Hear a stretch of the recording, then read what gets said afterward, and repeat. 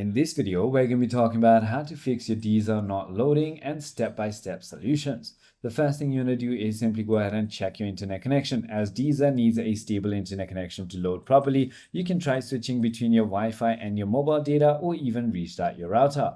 If that is not the case, you might need to simply go ahead and visit status.deezer.com to check for any ongoing issues. If the server is down, you might have no other options but to wait for it to come back.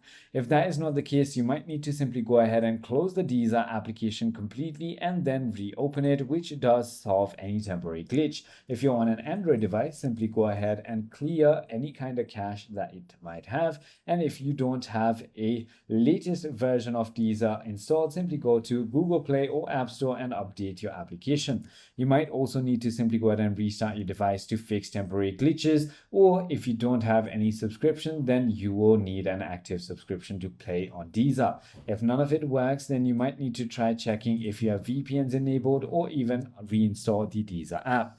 I hope this video clarifies everything for you. If you have further more queries, feel free to comment down below and I'll see you on the next one.